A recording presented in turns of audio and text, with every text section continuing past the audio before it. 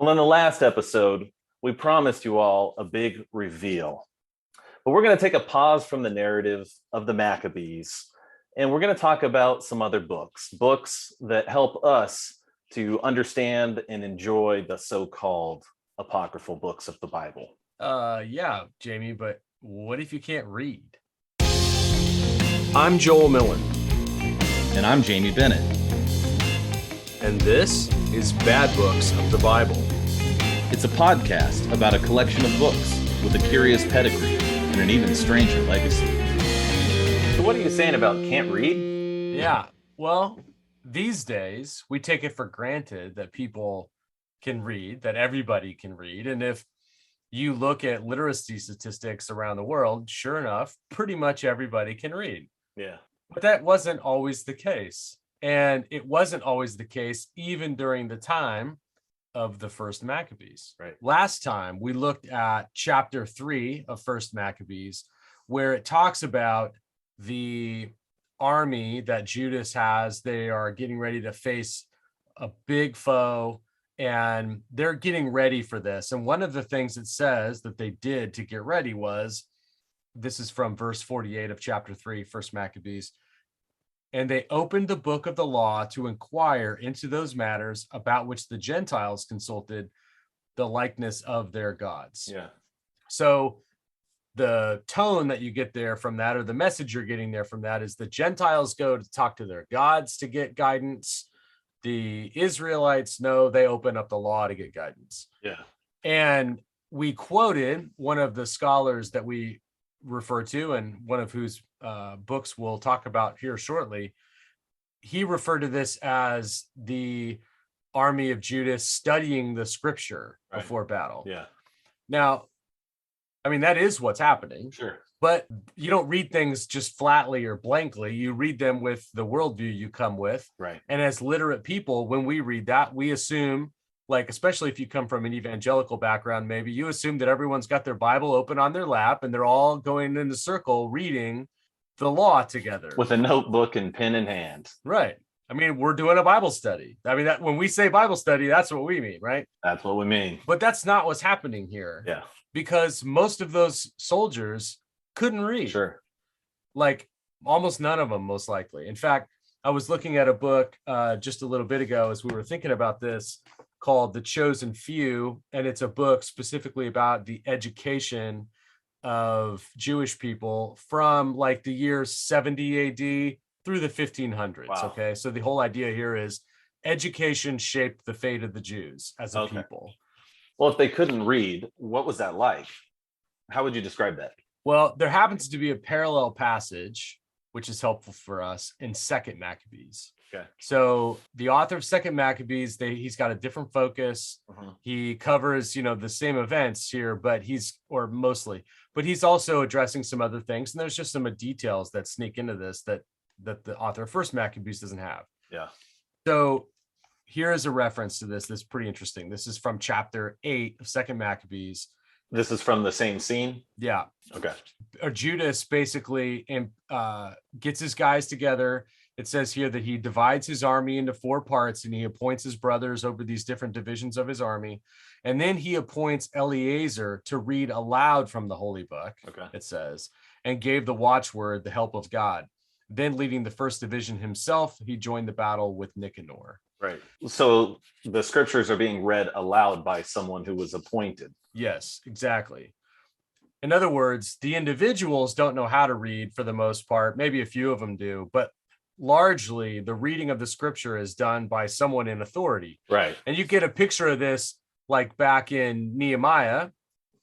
Back in Nehemiah in chapter 8, you have the picture of Ezra reading from the Torah. Right. Then you have the people there receiving that.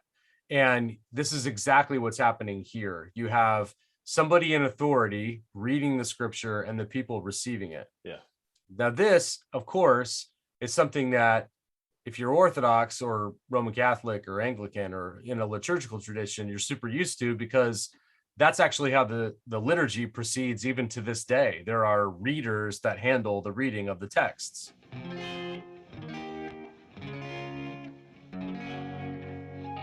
One other thing that's worth mentioning too with authorities and books, authorities and literacy and all of that actually has to do with the way libraries worked in the ancient world.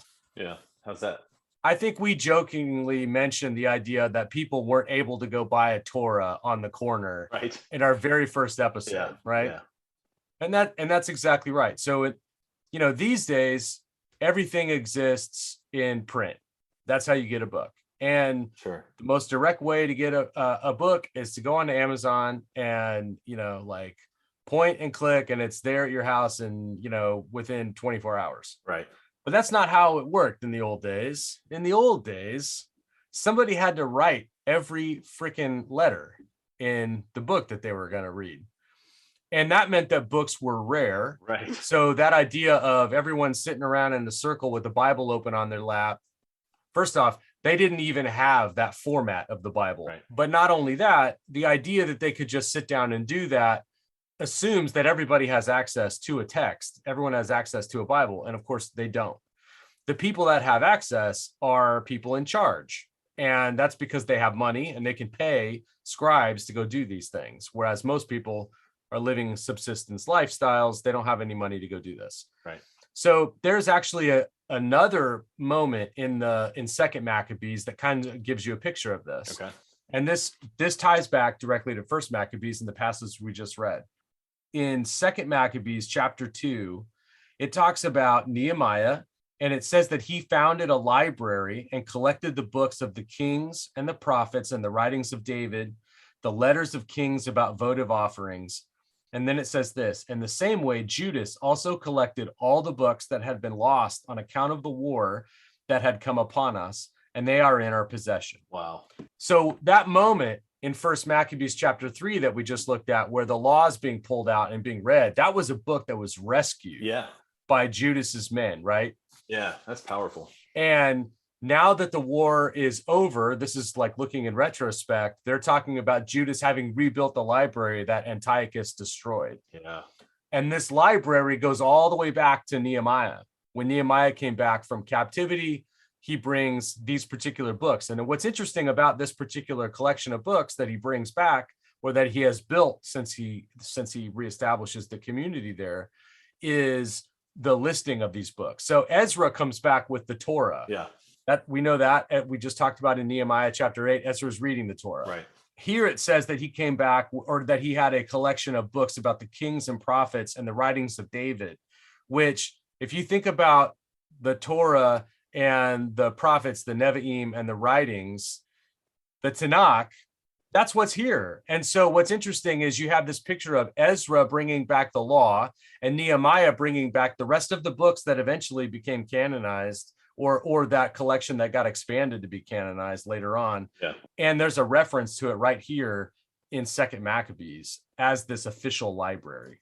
I think that stuff is really amazing. And when you think about like book preservation, like this has a real world reality to it. Like these wars are happening. These books were threatened in time. And they would have been among the few copies. And so those that were rescued, eventually made their way through script families to what our Bibles are today. That's true. Yep.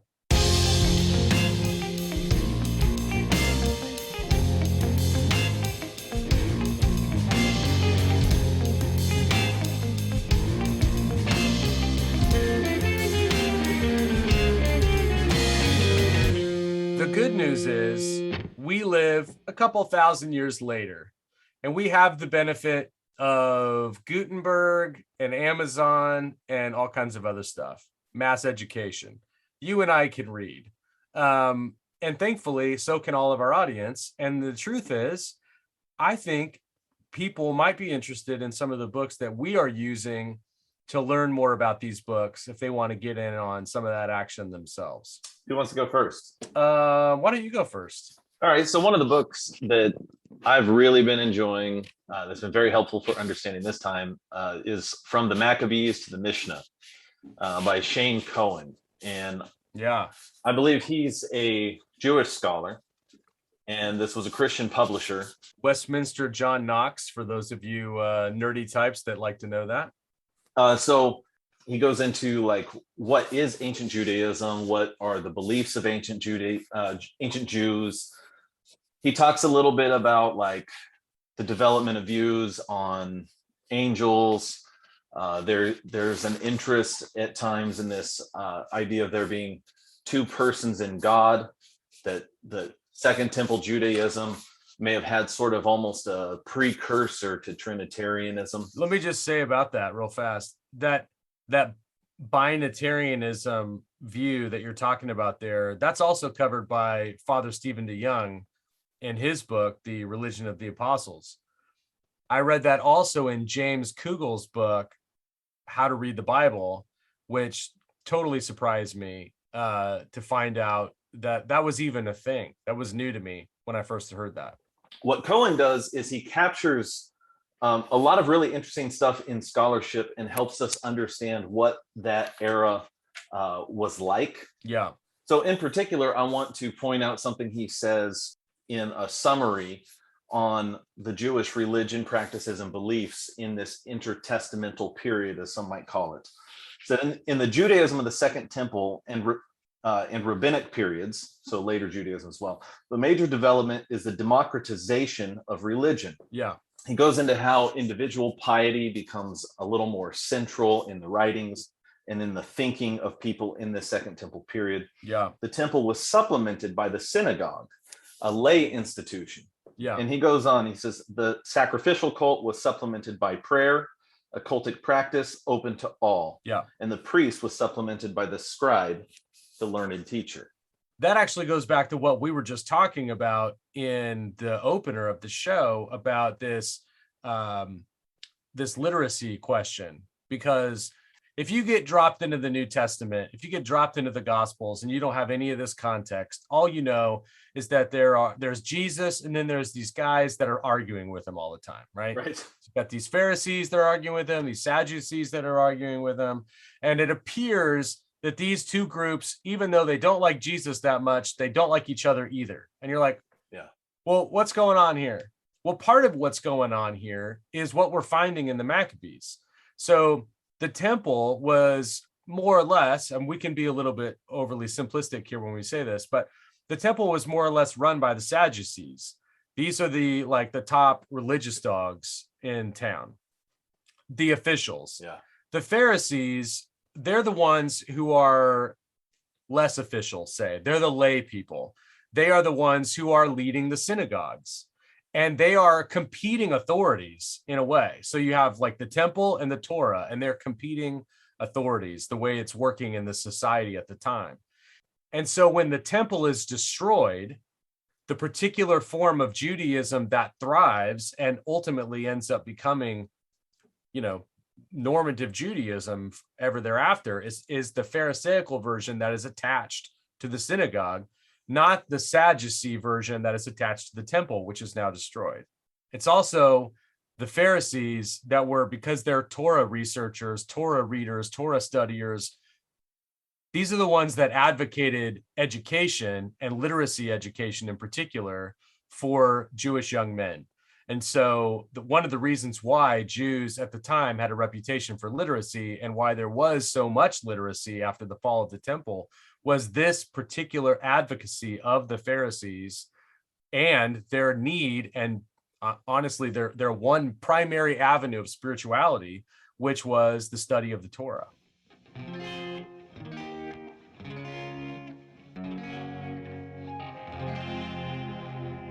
He talks about how earlier in the Old Testament, there was a little bit more of an emphasis on the righteousness of the nation, or the sins of the nation. The discussion was about the nation as a whole. Yeah. It's not that the individual wasn't there, but it was more corporate. Yep. In this era, it starts becoming more focused on the individual as well. Yep. And he says righteous individuals will be saved even if the nation as a whole is guilty. Yeah. These ideas intensified during the Second Temple period. Repentance becomes a virtue to be preached by every Jew. I've found Cohen really enjoyable because he's outside of the beaten path of where I usually read. Yeah. But he's refreshingly insightful. And even where I'm not sure about something he says, I think his footnote trail is still worth the price of the book. what's so great about that is, you have the text of these books that we're reading right now, like First Maccabees or Tobit or whatever. You have these texts. Yeah. Books like From the Maccabees to the Mishnah by Shea Cohen, they're the context. They're the books that give you the color of how the rest of this is to get interpreted and received. And, going back to that picture at the beginning of the Bible study with everyone's, all these soldiers with their Bibles on their laps in a circle, like the right context would tell you that picture is impossible.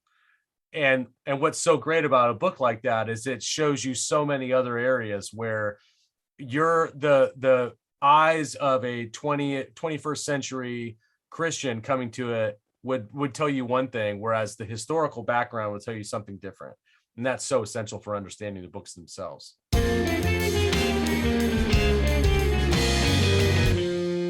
All right, I've got 3 to drop on you. 3, You Joel. ready? 3. Now, unlike the Shea Cohen book where we went kind of in depth, I just want to do this really cursory. But some of these books that we might talk about are going to be more in depth or more scholarly or academic. If you just want a few books to kind of get the big picture of the so-called Apocrypha, the bad books of the Bible, if you just want like an introduction to those books, there are actually several really great ones. And so here are 3 that are they're basic and they're super readable. Yeah, let's hear your list. Okay. One is by Theron Mathis, who's a friend of anyone at Ancient Faith of the Radio. His book, The Rest of the Bible. That's a good one. The Rest of the Bible is a guide to these books that kind of fell out of the Bible that some of us carry around. So like, if you can imagine, you're walking around with your ESV potentially, or your New King James. It's almost like somebody opened a book up a little too much and shook those books out. Yeah. Well, you don't know what they are. And this is a great introduction to it. It's brief. He focuses on how the books are used in church when he can. And it's really just a great, simple introduction to these books. Yeah, and it's not like a full-on study. It's very brief introductions. You can read most of them in a few minutes. So it orients you right before you sit down and read the text itself. It's a great supplement. Yep. You can imagine it's like in a study Bible, it might have an introductory chapter or in a preface or something to the book. It's like that, only a little bit more built out than that.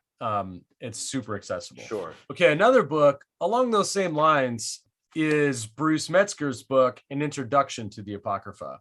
It's a little bit more academic and it's a lot older than that, but it's also super accessible. I find this book really easy to just dip into, and he pulls up some interesting side notes and just comments that you would not expect. And so the book is surprising all throughout. It's enjoyable and it's super digestible. Anybody could, spend a couple of days with this and get a lot of great stuff out of it. Yeah, it's academically rigorous, but totally accessible in its language. Yeah. My third in my little trinity of easy, accessible introductions to the Apocrypha is by Daniel Harrington, and that is an invitation to the Apocrypha. And this book is also, it's a little academic, not overly so.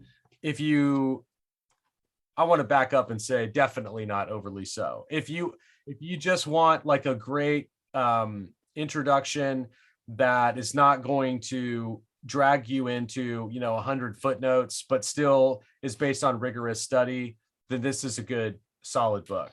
I like at the end of each chapter, he has a section that says for further study. Right. So if there's a particular book in the so-called Apocrypha that you're reading about and you really enjoy, he's got a nice list of how you can go deeper. Harrington is interesting because he's also written commentaries. And for instance, he has a commentary on First and Second Maccabees that contains not only the text of the books themselves, but then also his running notes, which is interesting. But this book, what's interesting about, or great about Invitation to the Apocrypha, is his focus on suffering as kind of a theme that holds all these books together. Right.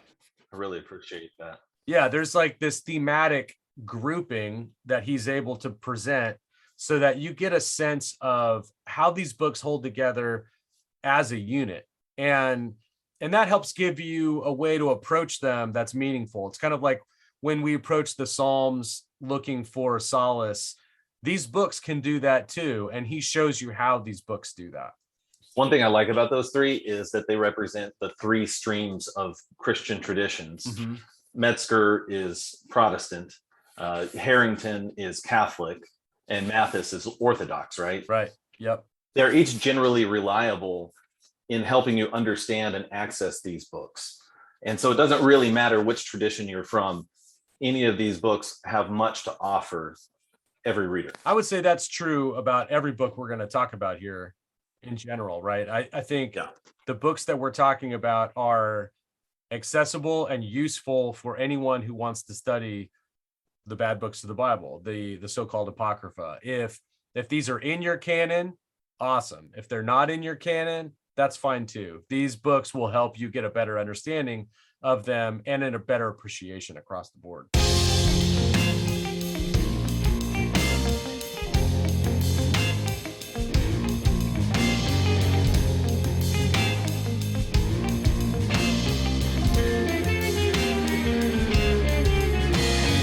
Which makes me think of the next book that I want to talk about, because it's not even really specifically about the apocryphal books, right? It's In the Shadow of the Temple, Jewish Influences on Early Christianity. Yeah. I read this book initially for my studies in the Antiochian House of Studies. Yeah. Now, it's a thick book. It's over 400 pages, I believe, but it's very accessible. He covers a range of the period, and basically he starts out from the Maccabean era, essentially, and goes into the rabbinical era. And then, he covers the early church, the Christian beginnings of the church. So it goes into a lot of things that are kind of outside the scope of our podcast. Yeah. But if you keep reading, he also gets to the early church and the formation of the Christian canon. Wow. I also appreciate a section when he talks about Judaism in this period. As I said earlier, many assume that the synagogue and temple, they're not entirely sure how those things fit together. And so he addresses this, and he said the synagogue and its service were from the outset considered supplements, not substitutes for the temple service. The latter revolved around the sacrifices, while the former revolved around the reading of the scriptures. Right. Thus, while the synagogue was by no means opposed to the temple, it did not necessarily side with the priesthood. Yep. And so he hints at some of the tensions that were going on in Judaism at the time that we do see emerge in these scriptures.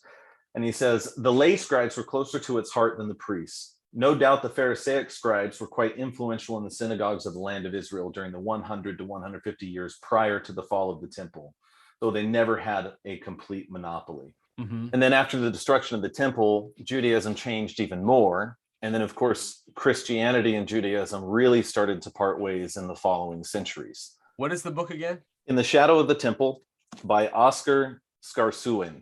I don't even know how to say it. You don't have to. We don't know how to say any of these names.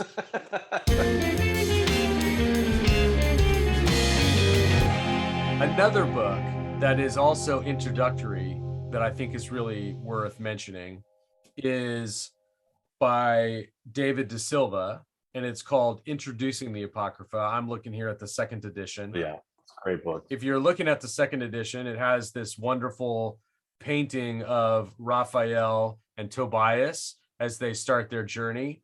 Listeners of Bad Books of the Bible will be very familiar with this image. And they'll be glad to know that the little dog is following along. The little dog, I'm telling you, that dog has more staying power than almost anybody. De Silva is a fascinating scholar in that this book, unlike the other three introductory books that we talked about, this one is much, much deeper. Yeah. It's much more scholarly, and it addresses themes that the other ones don't. So, for instance, in the book of Tobit, he looks at the roles of women in that book. As a theme, there's a whole subsection in that chapter on that theme. Right. Throughout the book, there are a lot of these sub themes that he pulls out and he wrestles and plays with and deals with. And they just, all of them help shed new light on the narratives that you wouldn't necessarily pick up on. Right. Because again, we're all coming to these books with the lens of 21st century readers with our own backgrounds, and none of us are primed to read these books the way the original readers would have read them. Sure. Nor are we primed even necessarily to be critical in the right and the smartest ways to read them. This book is one of those incredibly powerful equipping books, just giving you a very deep understanding of the book, not only who the author was, if that's knowable, the textual transmission of that particular book, kind of the interpretive history on that book, the thematic elements of the various chapters in those books, and on and on and on. Okay. Also, what's interesting is he goes further into these books than some other authors. So the other introductory books we mentioned, they mostly cover the Deuterocanon, which is to say, right, they don't actually cover the full range of what we're calling the bad books of the Bible. They don't cover the full range of the so-called Apocrypha. right. Like, for instance, De Silva here actually has 3rd Maccabees, which is in the Orthodox canon, Yeah. but it's not in the Roman Catholic canon. Mhm. He has 4th Maccabees, which is like an appendix in the Right. Orthodox canon. And De Silva's actually written a whole book on 4th Maccabees.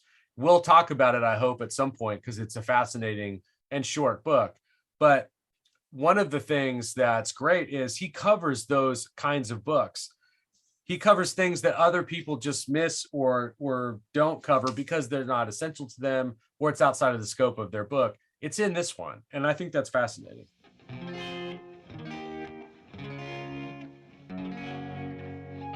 In an earlier episode entitled The Unlucky Bride and the Matchmaking Angel, Yeah, this goes back to Tobit. we talked about some of my favorite scriptural resources, Yeah. places where you could get these books in your own hands. And we talked about the Jewish Annotated Apocrypha Yeah. and the Apocrypha, the Lutheran edition with notes. Yep. Now, those two books are a couple of my favorites. One of the reasons I love them so much is they include these books you're talking about. Yeah. It's difficult to find these books, even in a Russian Bible sometimes, even an Orthodox Russian Bible, you may only have 1st and 2nd Maccabees. Yeah. The last book I wanted to share was the Erdman's commentary on the Bible. Mm-hmm. This one also has a fuller canon, and it's one of the very few full Bible commentaries you can find in a single volume. You know, usually they're broken down into smaller pieces. Yeah. I like also in this commentary that it covers 3rd Maccabees, 2nd Esdras, and 4th Maccabees. Mm-hmm. And the commentary on 4th Maccabees is written by none other than David De Silva. That's awesome. Side note on that, and which is to say, side note on him, David De Silva. This is not one of the books I'm recommending, but I recommend it. It's a book by David De Silva called The Jewish Teachers of Jesus, James, and Jude. Ooh. And the subtitle is What Earliest Christianity Learned from the Apocrypha and Pseudepigrapha. And it is basically a treatment looking at book by book through things like Tobit and others, where their teachings intersect with New Testament teachings, particularly Jesus, James, and Jude. And Wow. it's fascinating to see where some of these connections happen and where they take place. We talked about some of those, for instance, in our show on Tobit, where we looked at this comparison between, for instance, the silver rule and the golden rule and things like that. Oh, yeah. Those are talked about in this book also. That book sounds groovy, baby. It is groovy, baby. Groovy. I got one more, and this is the big bad mamma jamma of them all. Ooh, I can't wait. And this one, it's a little spendy. It is, you know, if we have been talking about how some of these books are more scholarly than others or more accessible than others, this book is not that accessible. It's not that, reader friendly. It's none of those things. It is the Oxford Handbook of the Apocrypha. It's about 600 pages long, and it goes through all of these books we've been talking about, including, I should say, some of the ones that are left out of the books of other more cursory or introductory books. Yeah. It also has some really great essays on the historical context and background and all of that of these books too. So for instance, there is a really useful chapter on the Septuagint. There is a chapter on the role of the Apocrypha in the history of early Christianity. There is, I mean, so many great things here. There's a whole chapter on Protestant reception of the Apocrypha. Sure. So it sounds like this is more along the lines of the structure of, say, an encyclopedia. Yes. Rather than a book you read cover to cover. It's not a cover to cover book. This is a book. Treat this book like a swimming pool. You dip in and out of it. Love those books. Yeah. It's a book that you pick up when you want to follow up on something from First Maccabees or something from Tobit, or if you want to know about women and gender in the Apocrypha. There's an essay on that here. I think that's part of a larger series. Like, I think they actually even have like an Oxford history of Christian worship and several others. The Oxford Handbook series is broad. It is large. It is on everything. Okay. And this is just one of many. They have one on the pseudepigrapha, for instance, also, which is interesting. Well, we're out of books, Joel. Well, as the author of Ecclesiastes said, of the making of books, there is no end. Unfortunately, of the talking about books, occasionally there is. And this would be one of those. Yeah, so if you're interested in these books, we'll go ahead and list all of them in the show notes this week. So you can go pick them up yourself or browse them or whatever you want. Where can they find that? badbooksofthebible.com. If you go to badbooksofthebible.com, you can find all kinds of great stuff, including, and maybe most especially in this case, a link to our show notes. And you can subscribe to that every week. You can get the treatment that we offer that week of the actual content of the show. In this case, this week in particular, we'll be giving you a list of these books.